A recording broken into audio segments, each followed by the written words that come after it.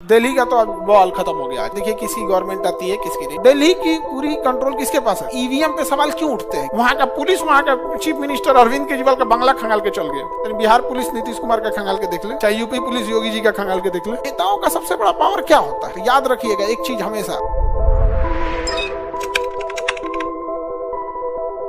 अभी हम लोग वोट कितने पे देते हैं? 18 पे देते हैं। 2025 है, जो बच्चे बिहार के रहने वाले और बाहर वालों के तो ये तो इलेक्शन, अभी जैसे दिल्ली में इलेक्शन चल रहा है तो हाँ आज तो है ना, हाँ दिल्ली का तो अब बॉल खत्म हो गया। आज यहाँ पे देखिए किसकी गवर्नमेंट आती है किसकी नहीं। लोकतंत्र है, कभी ये मीडिया, देखो लोकतंत्र पे ना ईवीएम पे सवाल क्यों उठते हैं? क्योंकि मीडिया पहले से चिल्लाने लगती है फलाना आदमी जीत रहे, समझ में? और बाय द वे मीडिया को कैसे पता है कि कौन जीत रहा है कौन नहीं आ रहा है? तो क्या है ना, दिमाग में इंसान एक परसेप्शन बना लेता है और उसके हिसाब से रिजल्ट नहीं आता है ना, तो लोगों को लगने लगता है क्या हुआ है, धांधली हुआ है।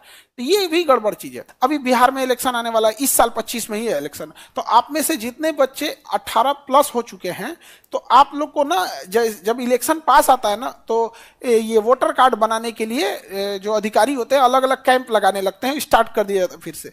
तो याद से अपना अपना वोटर कार्ड बना लीजिएगा। आप वोट डालिए मत डालिए, मतलब आपको वोट डालना है, भले आप नोटा दबा दीजिए लेकिन वोट डालिए। जानते हैं दो चीजों, कभी भारत में किसी नेता से पूछना, कहता है कि विद्यार्थी सबसे कौम को कोई डरे नहीं लगता है आप लोगों से, जब से सबसे बड़ी युवा आप ही हैं। कहता है कि इसे पल भर में किसी को इतना ऊपर चढ़ा देगा, सब 2 मिनट में नीचे गिरा देगा। अभी कहेगा सब सबसे अच्छा यही है, अभी कहेगा सबसे खराब यही है। इसलिए देखिए बीपीएससी में इतना प्रोटेस्ट हो रहा है, कभी कोई सुन रहा है? दिल्ली और पांडिचेरी, दिल्ली और पांडिचेरी, यहाँ विधानसभा बनाया गया। क्या बनाया गया? दिल्ली और पांडिचेरी में विधानसभा बनाया गया और राष्ट्रीय राजधानी क्षेत्र बनाया गया, एनसीआर जिसे बोला जाता है, NCR, national capital region, national capital region.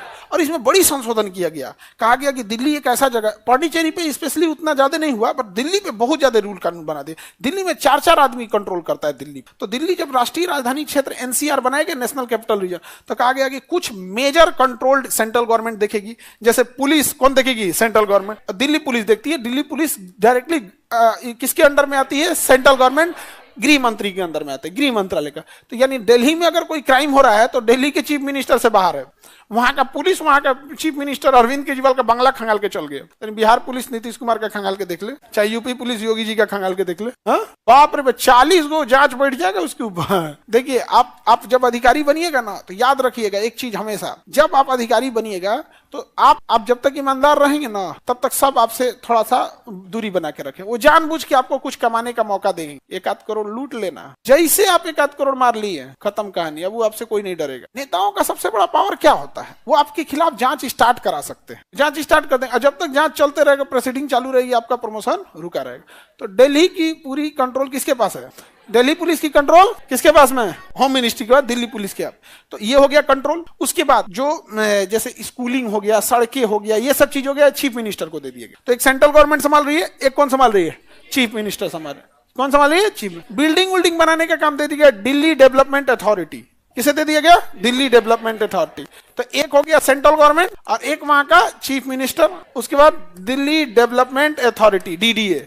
बहुत बड़े सोसाइटी, फ्लैट, ये सब कौन संभाल रहा है? डीडीए संभाल रहे हैं। वहां पे समझ में आ गया कि नहीं गया? कौन संभाल रहा है? डीडीए। तो समझ में नहीं आता कि ये फ्लैट किसका है, तो डीडीए का है, दिल्ली डेवलपमेंट अथॉरिटी का। तो ये सेंट्रल गवर्नमेंट का है, तो ये कभी क्या लगेगा? स्टेट गवर्नमेंट का। सबका अलग अलग है। वहां पे बहुत झमेला है दिल्ली में। तो ये दिल्ली को इस तरह से बनाया गया था। अब दिल्ली में जब विधानसभा बना दी है, तो 70वां में क्या हुआ कि दिल्ली और पांडिचेरी जो विधानसभा है, यहाँ तो आपने विधानसभा क्या कर दिया? बना दिया। अब इसको राष्ट्रपति के चुनाव में शामिल करेंगे कि नहीं? राष्ट्रपति निर्वाचक मंडल, याद है? राष्ट्रपति का निर्वाचक मंडल, लोकसभा, राज्यसभा, विधानसभा, विधान परिषद नहीं था। विधान परिषद नहीं था।